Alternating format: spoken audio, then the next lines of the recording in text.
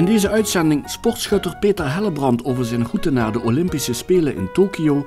En voor Roda-directeur Wim Collard zijn het spannende tijden met de na-competitie en de perikelen rondom de nieuwe geldschieter. Dit is aflevering 144 van Lopende Zaken. Hier is Paul Verstegen.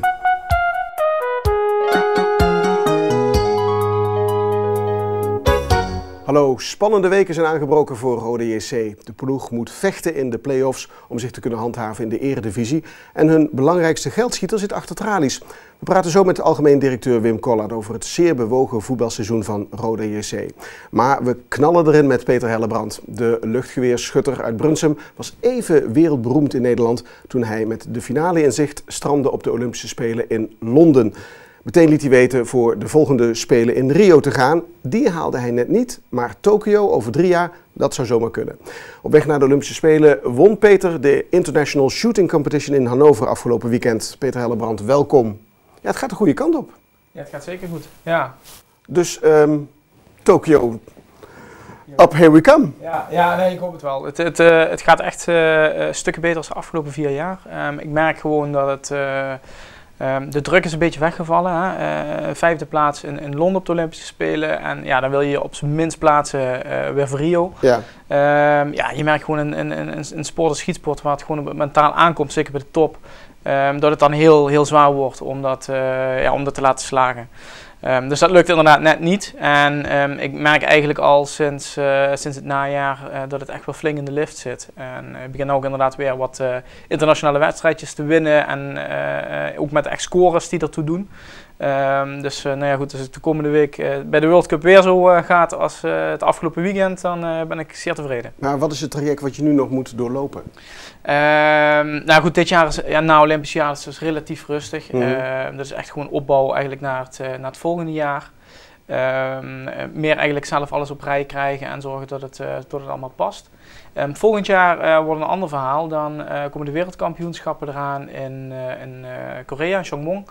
En dan gaan de eerste quotumplaatsen, de startbewijzen voor de Olympische Spelen eruit. Dus het is zaak om daar het liefst natuurlijk al te pieken en eentje te pakken, want dan zit je al safe. En dan kun je echt naar die Spelen werken en komt het niet op het laatste jaar op de World Cups aan om je daar überhaupt te plaatsen. Ja, je had het net erover, ja, de druk is er een beetje af, maar die druk die komt natuurlijk volgend jaar weer even zo goed en even hard terug. Hoe tackle je dat dan? Ja, dat is een hele goeie. Het klopt wel gedeeltelijk, tuurlijk komt die druk terug. Aan de andere kant is het nu weer graag willen en niet voor mezelf moeten. En dat is een heel groot verschil. Maar dan mag je me anders uitleggen. Wat is het grote verschil daartussen? Ja, je merkt het ook bijvoorbeeld als ik een finale schiet. Als ik een beetje zeg maar in een soort van underdog positie zit en ik kan aanvallen, dan is dat prima. Dan ben je een stuk relaxter en dan heb ik gewoon zoiets, ik doe wat ik kan, ik zie wel wat schipstrand. Tegenovergesteld, op het moment dat ik eigenlijk al vind dat ik er al ben, moet je je positie gaan verdedigen. En dat is veel zwaarder mentaal om dat voor elkaar te krijgen. En op dit moment zit ik dus echt weer in die aanvalpositie. Ik zit op dit moment niet meer bij die top 10, zeg maar, als eventjes wereldwijd. Gevoelsmatig in ieder geval niet. En nu heb ik dus weer zoiets van, ik schiet gewoon een goede wedstrijd en ik kijk hoe hoog ik daarmee eindig. Is het de finale plek, is het mooi? Word ik net 10e of 11e of 12e? Pech gehad, kijk ik weer naar de volgende wedstrijd. Dus het is echt een beetje hoe je ermee omgaat. Ja, een beetje hoe je ermee omgaat, maar je komt dus op dat moment weer dat die spanning er is en dat je gewoon moet knokken op dat moment, wetende dat het in feite moet. Ja, klopt. En ben je daar dan klaar voor? Ja, ik denk het wel. Waarom denk je dat? Nou, je ziet het, hè, en dat is meer het hele traject. Zoals gezegd, ik begin nou weer wedstrijdjes te winnen. Ik merk in de finales dus ook dat ik niet daar als 5e, 6e, 7e uitvlieg. Maar nu dus gewoon doortrek tot het einde en die winst ook pak. Dat is niet veel anders. Ik stond afgelopen weekend, het waren dan geen 8 finalisten van de Spelen, maar ik geloof dat het waren er wel 4 die bij mij in de finale stonden. Dus het waren niet de eerste beste. En dan weet ik die druk te verstaan en gewoon te zeggen van kom, als ik naar Tokio wil, dan moet het nu al zeker kunnen. En dat is gewoon een bepaalde mindset. Dat heeft met een beetje aan de ene kant kunnen te maken, aan de andere kant ook van jezelf weten wat je kan en op dat moment ook erin geloven dat het lukt. Kijk, en als je een paar keer de deksel op je neus krijgt, wordt het heel lastig om dat geloof door te zetten eigenlijk. Was je jezelf vertrouwen kwijt naar Londen en de stappen richting Rio? Ja, kun je wel stellen. Ja, een bepaalde mate. Aan de ene kant weet je dat je het nog wel kunt, want in de trainingen schiet je het ook. Maar als het dan op de wedstrijden niet loopt en dan keer na keer, dan wordt dat inderdaad steeds lastiger en dan ga je twijfelen aan jezelf. Coach je nog op mentale weerbaarheid? Heb je daar ondersteuning?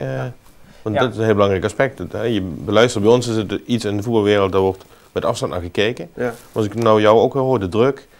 En ja, oké, wat kun je? Kenniskunde en vaardigheden om met het gereedschap om te gaan. Ja, dat is zo, maar met name die druk, dat lijkt me enorm moeilijk. Ja, absoluut. Ik heb na de kwalificatie van de Spelen vorig jaar toe ook inderdaad mentale begeleiding gehad, bijna wekelijks. Is dat dan een sportpsycholoog? Ja, sportpsycholoog. Zo iemand als Raymond van Barneveld een tijdje lang heeft begeleid? Ja, en ik denk de meeste toppers daar wel gebruik van maken. Ook in de ploegensporten natuurlijk ook. Het is gewoon heel lastig om daarmee om te gaan. En die geeft je inderdaad een setje tools mee om daarmee om te gaan. Maar dat moet net op de plaats vallen. En voor mij was het net te kort. Dus ik merkte wel dat de druk afneemt. Het niveau nam ook toe. Maar het was net niet genoeg om me voor de Spelen te plaatsen. En ik merk nu dus dat net iets langer nodig heeft gehad en nu begint het echt uitwerking te hebben. Ja. Ik wil toch even terug naar die periode zeg maar richting Tokio, want je was daar heel duidelijk over naar Londen. Dat was het doel. Je had er echt zoiets van, zwaar dat het in Londen net niet gelukt is, maar ik ga gewoon voor die nieuwe Spelen. En je hebt enorm aan je getwijfeld, hoorde ik. Ja, enorm. Ja, in zekere zin wel. Kijk, je kreeg een keer de pin op de neus van nee, dit gaat niet lukken, dat gaat niet lukken. Dan ga je toch twijfelen? Ja, tuurlijk. Ik denk dat dat menselijk is. En nogmaals, weet je, het is wel gedeelde twijfel, omdat ik natuurlijk wel zie dat mijn technische niveau was nog steeds ijzersterk. Ja. En wat het lastig maakte die afgelopen 4 jaar is dat de regelgeving bij ons gewijzigd is. Kijk, ik schoot in Londen nog op volledige punten. Wat betekent dat ik 60 schoten, 60 keer 10, 600 punten kon behalen. En nu is het zo dat wij 60 schoten op tiendes gewaardeerd worden, zoals dat voorheen alleen maar in de finale gebeurde. Wow. En dat maakt het heel erg lastig. Kijk, ik zat ook voor Rio op hele punten nog steeds op het niveau van Londen. Dus ik schoot een World Cup in Fort Benning, waar ik me had kunnen plaatsen, 597 punten. Van tevoren heb ik me dus voor Londen geplaatst met 596 punten. Dus mijn niveau was eigenlijk gestegen. Maar het werd niet beloond met punten. Op die tiendes niet. En dat was iets nieuws voor mij. Je zag dat ook overigens bij meerdere mensen om me heen. De Olympisch kampioen bijvoorbeeld. Die heeft zich geplaatst op een zogenaamde wildcard. Die heeft zich ook niet zelfstandig geplaatst. Ja, hetzelfde. Dus zeg maar even de gevestigde garde had daar heel veel moeite mee. En je zag dat de jonkies die niet beter wisten en nog nooit eerder een finale of zoiets bereikt hadden, in één keer bovenaan stonden. Je ziet nu langzaam weer het beetje verdraaien dat de mensen met de ervaring eigenlijk langzaam toch weer de overhand krijgen. En tuurlijk, er komt een nieuwe generatie aan en die doen ook mee. Maar je ziet daar wel een verschuiving in. Ja. Als je dan bezig bent en je bent weer bezig om je vorm te hervinden. Je was toen heel ambitieus, kan ik me herinneren, toen je hier na afloop van Londen te gast was bij Lopende Zaken. En je had het ook over dat de sport beter op de kaart moest gezet worden. Is dat nou gelukt de afgelopen jaar? Ja, ik denk het wel, gedeeltelijk wel. Er zijn zeker na de Spelen heel veel leuke reacties geweest en veel mensen die mijn finale daar gezien hebben. Dus maar heb jij de ambassadeur kunnen spelen van je sport? Ja, tuurlijk. Ik bedoel, dat is allemaal winst. Kijk, wat er niet is, alles meer is al winst. Dus in die zin zeker wel. Natuurlijk heb je ook een bepaalde ervaring gehad. Dus ik zit nu weer hier bij wijze van spreken. Nou, dat brengt ook de sport weer onder de aandacht. We timmeren wat meer aan de weg ook bij, noem het maar op provinciaal, gemeentelijk niveau. Onze vereniging krijgt wat meer exposure in de gemeente, wordt wat meer betrokken. Maar in het verleden misschien gezegd wordt van ja, schieten, is dat wel verstandig nu? Oh, wacht even, dat is wat die Hellebrand doet. Oh ja, nee, dat is echt wel een sport. Ja. Dus er wordt wat minder snel meteen met afkeer tegen gekeken van oh, het gaat over wapens. Nee, het is een sport. Ja. Dus dat, en is het nog steeds een sport die jij fulltime kunt beoefenen? Nee, helaas. Ja. Nee, ik zit momenteel ben ik gedeeltelijk inderdaad nog steeds aan het trainen. Anderzijds, mijn contract is net beëindigd, dus ik ben weer op zoek naar werk. Wat heel lastig is natuurlijk, samen met die sport. Ja. Dat ik nog door wil gaan. Dus dat maakt het wel lastiger ten opzichte, zeker ook van mijn concurrentie, wat de meeste profsporters zijn. Maar goed, laten we dan van deze gelegenheid gebruik maken. Wat zoek je, meneer Hellebrand? Ja goed, ik heb natuurlijk vastgoedmanagement gedaan. Het begint weer in de lift te raken, dus ik hoop dat er ergens iets in komt. Het zou het mooiste zijn. Maar maak eens concreet, wat wil je, wat je zegt, ik moet het combineren met mijn sport. Ja, wat heeft het voor consequenties? Kun je 3 dagen in de week, 4 dagen in de week? Nee, het valt wel mee.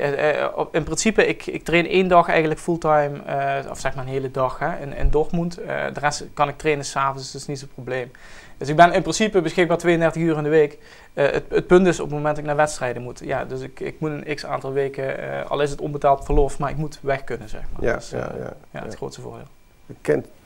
Ken je dat, dit verschijnsel? Een sporter die werk moet combineren met... Nee, bij ons met niet meer. Nee? We hebben natuurlijk allemaal fulltime profs. Ja. We hebben de belofte, er zitten wel een aantal jongens die ook heel veel voor hun sport doen. En heel veel energie erin steken. En die we ook niet meer kunnen belonen dan met een vrijwilligersvergoeding. Dus die zijn ook genoodzaakt om er in ieder geval werk bij te zoeken. Ja. En vroeger, en we praten nu nog heel vaak met oud-spelers. En afgelopen zaterdag nog, en dan zie je, die hadden bijna allemaal een baan erbij. Ja. En dat is het grote verschil natuurlijk. Ja. Het focus op een sport, waar je eigenlijk maar, pak een beetje bij ons 34 keer 90 minuten mee bezig bent op jaarbasis. Maar waar je die fulltime kan beoefenen. Maar kunnen jullie bij bijvoorbeeld die beloftes ook iets betekenen voor mensen die inderdaad werk moeten combineren met sport? Of moeten de sporters dat zelf uitzoeken? Nee, we proberen daar natuurlijk via ons netwerk wel ruimte te creëren om die mensen aan tafel te brengen. En te kijken of we daar iets in kunnen betekenen. Dat zeker, ja. Nou Peter, na de uitzending zou ik zeggen... Ik was aan het denken. Dus nou, misschien is dat dan geregeld, na de uitzending uiteraard. Maar je gaat deze week ook weer naar München. Je zit nu hier. Toch al een hectische week vanwege die sport? Afgelopen weekend net, een hele weekend weg geweest weer naar wedstrijden. 2 dagjes thuis, eventjes weer acclimatiseren. Even mijn vrouw en kind goeiedag zeggen. En dan gaat het weer door naar de World Cup. Dan ben ik weer een week weg. Ja. En die training doe je vooral in Dortmund, omdat dat dichterbij is. Je had ook naar Papendal kunnen gaan. Ja, nee, klopt. In principe, de selectie van ons traint op Papendal. Het is zo dat ik mijn eigen coach... je moet het een beetje zien uit het hele verhaal nou met Jules Frans bijvoorbeeld. Ik zit decentraal. Dat heeft al een geschiedenis van de afgelopen jaren. Mijn trainer is een Duitse trainer, traint in Dortmund, woont aan de buurt. Ik heb daar alle faciliteiten, ik train er al jaren bij en in mijn geval heeft de bond gezegd van duidelijk, je moet bij die trainer blijven, want dat brengt jou meer. Dus zodoende dat ik 1 keer in de week in ieder geval bij mijn eigen trainer terecht kan. En ik heb natuurlijk mijn verenigingstrainer gewoon, train ik in Landgraven, Schaarsberg. En Aken is eigenlijk ook mijn tweede thuisclub, omdat ik helaas hier in de buurt geen 50 meter baan heb voor mijn kleinklibberdiscipline. Dus dan wijk ik uit naar Aken. Ja. En je zei net al, getrouwd en een prachtige dochter, Romy, nog niet zo heel lang geleden geboren. Dat gaat goed mee? Ja, perfect. En kun je er zijn als vader, topsporter die je bent? Ja, tuurlijk wel. Ja, het is wel echt weer plannen, maar dat gaat op zich prima. We hebben een hele gemakkelijke dochter, ze slaapt lekker door, dus ik krijg ook mijn uurtjes rust 's nachts, dus kan niet klagen. Ja. Is dat vaderschap nog niet veel leuker dan topsportbedrijven? Dat is een hele gevaarlijke vraag als mijn vrouw daar kijkt natuurlijk. En de rest eerlijk antwoorden graag, eerlijk antwoorden. Nee, natuurlijk, heel anders. Maar ik vind het alle twee geweldig. Ja. Als je nu vooruit gaat kijken naar de komende jaren, het blijft natuurlijk een momentopname. Hè? Ieder moment dat je moet presteren. Maar heb je het idee dat los van de prestatie en het goede gevoel, je inderdaad wat paraat kunt maken, zodat wij je over een paar jaar zien daar in Tokio? Ja, zeker. Ja, zoals gezegd, mijn niveau is nog steeds gestegen de afgelopen jaren. Dus ik zie het echt ik zie het echt wel gebeuren dat ik daar sta. En als die lijn zich zo blijft voortzetten, ook daar met een medaille naar huis kom. Oké, kijk uit. Dat zijn goede vooruitzichten, daar houden we je aan. Er is 1 groot verschil, hè? Je hoeft niet te gaan zitten bij Mart Smeets. Nee, dat klopt. Ja. Toch wel jammer eigenlijk, hè? Ja, eigenlijk wel. Dat is natuurlijk wel een legende. Ja, absoluut. Nou, daar heb je nog in ieder geval bij gezeten. Die ervaring heb ik gehad. Die heb je in ieder geval binnen. Nou, wens je heel veel succes en hoop je nog vaker te zien hier bij Lopende Zaken in de loop van het traject naar Tokio. Wellicht ook daarna. Dus ver vooruitkijken, maar je weet maar nooit. Veel succes, Peter Hellebrand. Dank voor je komst. Ja, dan naar Wim Collaert. Hij zat op het gymnasium in Rolduc, was goed in cijfertjes en van jongs af aan had hij een enorme passie voor voetbal. Kwam dat uit het gezin zelf, Wim? Ja, mijn vader heeft het nooit verder geschopt dan het tweede van Blair Heide. Een voormalige fusiepartner voor het hele Rode C-verhaal. Ja. En zelf wel altijd actief geweest op amateurniveau. Maar het zat er wel in. Onze keuken heeft nog gediend als kleedlokaal met de Dexter-energie het veld op. En dus ja, het voetbal zat er wel in. Ja. Dat zat er al heel lang in en je hebt het ook lang beoefend? Ik heb het op mijn 37e zelf gespeeld. Okay. Uiteindelijk nog bij de veteranen beland. Maar het spelletje daar was ik binnen een half jaar meer geblesseerd dan in de voorlopige jaren als normale actieve voetballer. En bij Rode JC hebben we het fenomeen walking voetbal voor 55-plussers. Ja, en dat mag ik walking voetbal? Walking voetbal. Ja, dus heel, je moet toch altijd lopen bij voetbal? Ja, maar het is op woensdagochtend voor een doelgroep 55 plus. En let op, bij ons lopen 80ers op het veld. En dat is een van de activiteiten uit het Rode JC midden in de maatschappijverhaal. Dan mag je niet rennen. Er mag geen bal gespeeld worden boven heuphoogte. En dus het brengt wat beperkingen met zich mee. Maar het is wel, en het heeft meer dan alleen het technische en het voetbalgebeuren, maar het heeft ook een maatschappelijke functie. Ja. En, dus daar mag ik nu legaal aan meedoen, maar ja, de tijd ontbreekt op dit moment om daar handjes en voetjes aan te geven. Ja, maar die maatschappelijke functie zat vroeger bij het voetbal toch ook erin? Dat was de kantine na afloop van de wedstrijd, of niet? Nou, die hebben we nog altijd. Oké. Meneer Kollaert of Wim Kollaert, we hebben tegen elkaar gezegd, we mogen elkaar met de voornaam aanspreken. Het is niet makkelijk op dit moment, hè? De play-offs die komen eraan. Ja. Deze week. Roda bungelt onderaan in die competitie. En dan hebben jullie ook nog het probleem dat jullie grote geldschieter achter tralies zit, Korayatev. Is het nog leuk op dit moment om een algemeen directeur te zijn van zo'n club? Het is hartstikke leuk. En het is never a dull moment. En dat is echt van toepassing op onze situatie. En logisch, we hadden liever afgelopen zondag ons veilig gespeeld. Zodat je de focus kunt hebben op volgend seizoen. Dan weet je waar je speelt. Je kunt aan de slag met de uitbreiding van de technische staf, met de selectie. En we zijn nu nog even gedoemd om in het hoekje van de play-offs. En ja, het is nou eenmaal zo, er degradeert er eentje en dan moeten er 2 play-offs spelen. En wij zijn er daar eentje van. Maar de complexiteit erbij met Alexei, die in hechtenis zit. Ja, dan krijg je ook de focus weer gericht op dat item. Ja, en dat komt de rust in de club natuurlijk niet ten goede. Nee, maar het zijn 2 elementen die alle 2 bijdragen aan ook de bedrijfsvoering van de club, laat ik het zo zeggen. Ja. Als jullie naar de andere competitie gaan, naar de Jupiler League, heeft dat gevolg voor de inkomsten van de club. Nog even losgezien van het feit dat een belangrijke geldschieter het misschien zou kunnen laten afweten. Nou ja, die kans is natuurlijk heel erg groot. En hebben jullie al een beetje gedistanceerd van hem, hè? Lopende dit traject. Dus hoe ga je die komende weken zeg maar, kijken naar je bedrijfsvoering? Nou, we hebben ons niet gedistanceerd. Bij ons in de club overheerst gewoon de overtuiging dat Alexei... Maar jullie doen op dit moment geen zaken? Jullie hebben even we kunnen heel moeilijk zaken doen natuurlijk met hem, omdat hij niet in staat is. Kijk, we hebben heel lang de vraagtekens gehad, waarom is het zo rustig? En dan ga je zelf de kleurplaat inkleuren. En ja, tot wat is het, 1,5 week geleden was voor ons ook onduidelijk waarom de rust er was. Ja, en toen bekend werd dat hij in hechtenis zat, en dat al vanaf begin februari. Ja, toen gingen bij ons een aantal kwartjes natuurlijk op de juiste plek vallen. En dan is het nog altijd moeilijk om te interpreteren, oké, waarom zit hij daar? Hoe is de wet en regelgeving in Dubai? Is er eentje die afwijkt van die van ons? En als de geluiden die ons bereiken kloppen, ja, dan is hij er gewoon ingeluisterd. En dan is dat kwalijk. En dan is het vervelend dat hij ons daar niet van in kennis heeft gesteld. Maar dan geven wij nog altijd niet de gedachte op dat hij gewoon met Rode JC verder wil. En dat heeft hij ook uitgesproken trouwens. Maar wat voor wanneer heeft hij dat dan uitgesproken? Vanuit de cel? Ja. En wat heb je voor een contact met hem? Wij hebben op dit moment alleen maar contact via zijn advocaten. Goed. Ja, dus die bellen dan af en toe of jullie bellen met hem? Nou, we hebben het contact via Stijn Jansen. Ja. Dat is natuurlijk makkelijk omdat Stijn voornamelijk ook in Dubai zit. En ook met die advocaten gewoon aan tafel kan om een aantal zaken te bespreken. En dat is natuurlijk heel moeizaam. En dat is niet zoals je gewend bent om zaken te doen. Ik heb mails gekregen van Alexei, waar nu achteraf blijkt dat hij ze eigenlijk dicteert aan iemand waar hij wel contact mee mag hebben. En die verwoordt ze dan weer. En ze komen onze kant uit, via zijn e-mailadres. Ja. Dus, dat is maar dan hoef ik jou niet te vertellen, dat weet je als zakenman hartstikke goed. Als je op die manier communiceert, dan komt er altijd ruis op de lijn. Er zijn altijd misverstanden mogelijk. Het is gewoon niet lekker praten. Nee, is het ook niet. Nee, dat kan ik ook niet, niet ontkennen. En het gaat niet om tientjeswerk, hè? Nee, het gaat om substantiële bedragen. Kijk, Alexei heeft een gedachte uitgesproken en de manier waarop dat hij dat hier heeft uitgesproken en de mensen waarmee hij het gedeeld heeft. Ik spreek met allemaal die mensen en die zeggen allemaal, hij heeft niet de indruk gewekt alsof dat niet waar is en dat hij daar niet achter stond. En wat hem nu overkomen is, en dat is wellicht naïviteit, niet goed zaken doen, ja, dat past niet in dat straatje. En het is substantieel voor ons natuurlijk, hè, wat je net ook gaf, Peter.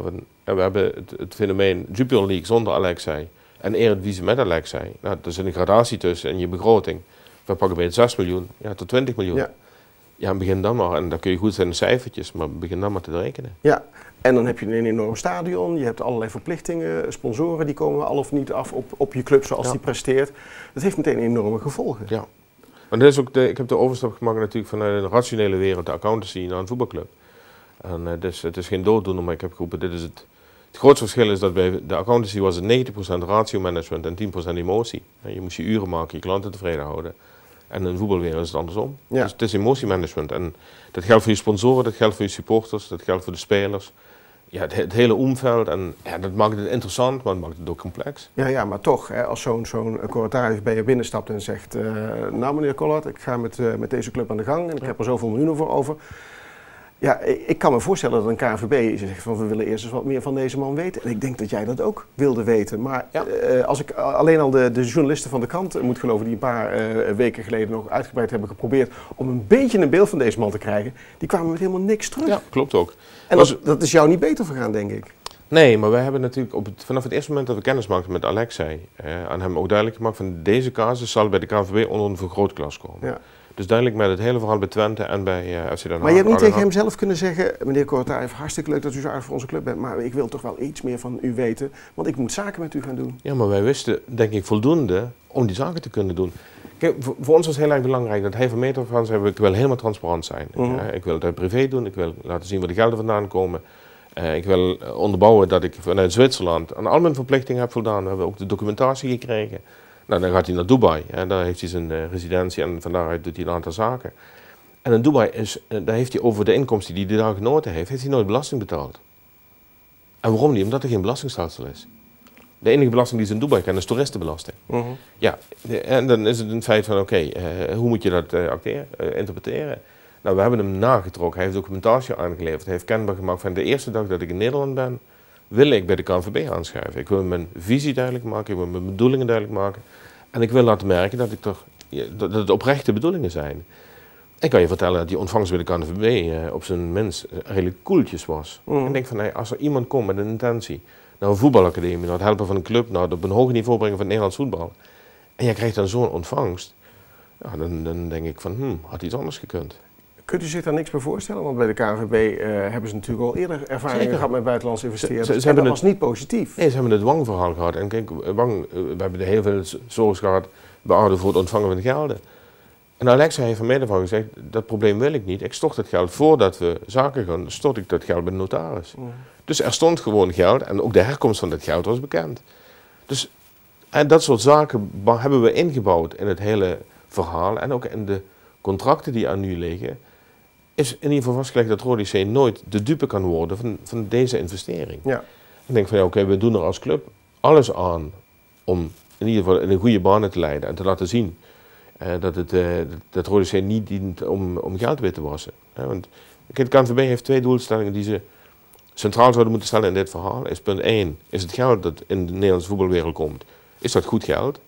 En de tweede vraag is het dusdanig goed geregeld dat er niet sprake kan zijn van een gestoord competitieverloop. Ja. Dat wij in oktober moeten zeggen van ja, we kunnen niet meer, hij is er niet meer en we moeten stoppen. Nou, dat tweede hebben we heel netjes geregeld. En dat eerste, en wat ik net ook zei, vanuit Zwitserland, alleen maar groen licht. En alles wat daar aan verplichtingen lag aan hem, heeft hij aan voldaan. Ja. En in Dubai is een andere zakenwereld. Ja, maar door dit scenario kunnen jullie misschien straks ook niet... Stel dat je de play-offs goed zou doorkomen. Ja. En op een gegeven moment is Corotariëv toch weg. Ja. Dan kom je toch in een hele andere situatie te zitten. Ja, maar dat is wel het scenario waar we op dit moment op focussen. We hebben op dit moment de focus op een eredivisie begroting zonder een bijdrage van Alexei Corotariëv. En dat betekent dan flink het mes in de begroting? Dat betekent absoluut een teruggang in de begroting. Kunnen al die spelers weer weg? Nee. Hoe dan? Nee, maar er zal met spelers gesproken worden. Maar op dit moment hebben we een selectie die in ieder geval past binnen die begroting. Ja, we gaan ons niet rijk rekenen. Maar het heeft ongetwijfeld consequenties voor de bedrijfsvoering. En ook wellicht voor de omvang van je selectie. En jullie hebben een nieuwe trainer nodig? We hebben een nieuwe trainer, een nieuwe technisch directeur nodig. Dus er moet ook in de begroting gekeken worden wat daar voor ruimte voor is? Ja. Ton Kane was geen succes? Ja, we hebben in ieder geval voor ons moverende reden afscheid genomen van Ton Kane. Ja. Maar goed, dat is wel duidelijk waarom, toch?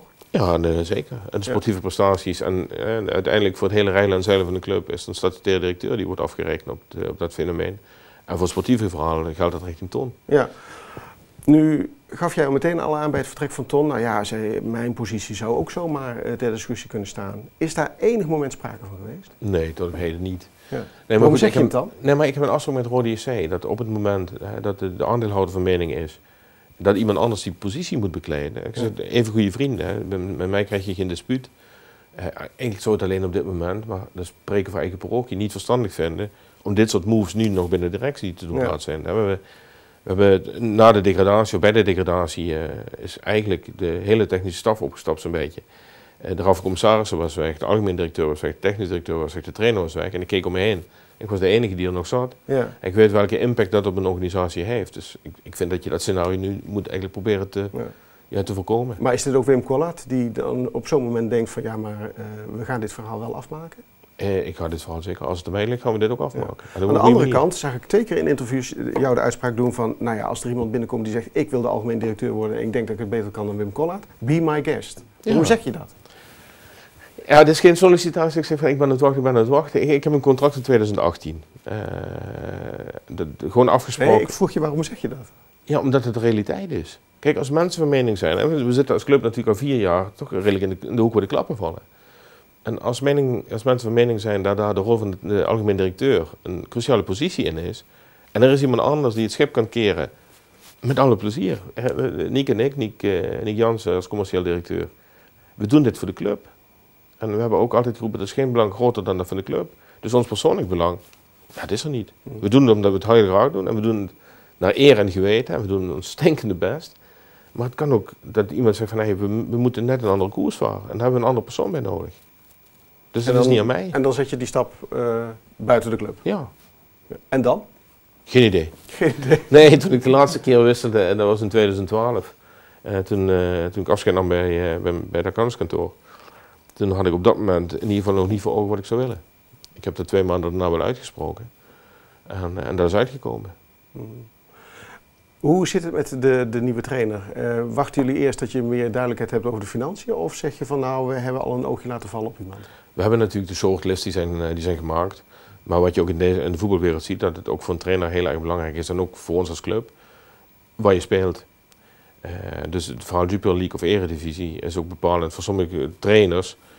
Die haken af bij het fenomeen Jupiler League. Dus jullie kunnen eigenlijk pas een naam gaan roepen op het moment dat duidelijk is waar in welke competitie Roda gaat spelen. Er wordt hard gewerkt aan de achterkant, ook aan de invulling van de rest van het technisch kader. Natuurlijk technisch directeur en trainer. Maar de duidelijkheid erover kunnen we pas in een later stadium geven. Ja. Die play-offs, dat is toch nog wel even een dingetje, hè? Om daar ook op een goede manier doorheen te komen. Vanochtend was burgemeester Pen te gast in een radioprogramma en daar had ze het over die play-offs en dat ze eigenlijk toch wel bang was voor wat er eventueel kon gaan komen. Hè. In die play-offs is het mogelijk dat jullie tegen NVV moeten gaan spelen. Nou, dat wordt een stevige wedstrijd, denk ik. Ook voor de supporters. Mevrouw Pen had zoiets van, ja, daar gaat weer dadelijk een hele politiemacht naartoe. Het kost handenvol geld. Eigenlijk moeten de clubs dat maar zelf betalen. Wat vind je daarvan? Nou, ik heb natuurlijk hele slechte herinneringen aan de laatste wedstrijd met MVV. En, kijk, het nadeel dat we nu aan deze kant van de play-offs terecht zijn. Dus die angst van Pen is wel gegrond? Ja, die is terecht. Ja, absoluut. Wat gebeurd is rondom die wedstrijd en welke inzet nou noodzakelijk is om dat een goede baan te leiden, ja, vind ik absoluut niet het promotiegebeuren voor Nederlands voetbal. Dus ik onderken haar angst wel en hoe we daarmee moeten omgaan. Kijk, we hebben alle twee nog wel wat voor de boeg. MVV en wij moeten nog zorgen dat we in die finale komen. En als het dan zover komt, denk ik wel dat ook in samenspraak met politie en met de burgemeesters we alles aan zullen doen om daar ook een voetbalfeest aan te maken. Maar de belangen zijn natuurlijk heel erg groot. Ja. Maar die politiemacht, dat blijkt gewoon een nuance te zijn. We hebben het ook gezien bij de kampioenschap van Feyenoord. Wat voor een politiemacht was dan die dagen op de been om dat feestje leuk te maken en te houden? Ik vind gewoon... Het is jammer dat zo geprojecteerd wordt en dat het zo bij voetbal hoort. Als we dan een wedstrijd gaan kijken bij de rugby, daar staan 80.000 mensen door elkaar, landen door elkaar, met flessen bier op de tribune. En je gaat na afloop kijken en je vindt geen enkel flesje bier of wat dan ook en er gebeurt helemaal niks. En voetbal is dan toch en de beslissing van de scheidsrechter staat nooit ter discussie. Nee, dat is het ergste wat er bestaat natuurlijk, ageren tegen de scheidsrechter. Ja. En ja, blijkbaar, we hebben het in het voetbal laten gebeuren. Het is ons, je kunt makkelijk zeggen, het is ons overkomen. Maar er zijn natuurlijk te veel excessen geweest, waardoor het voetbal een enorm diskrediet is gekomen qua supportersbetrokkenheid. Ja. Spannende tijden breken nog aan voor Roda. We blijven het volgen. Dank voor de komst naar de studio, Wim Collard. Dank ook Peter Hellebrand. Tot zover Lopende Zaken. Deze en alle eerdere afleveringen kun je terugvinden op onze website lotv.nl. En daar moet je ook zijn voor het laatste nieuws uit de Parkstadregio. Tot de volgende Lopende Zaken.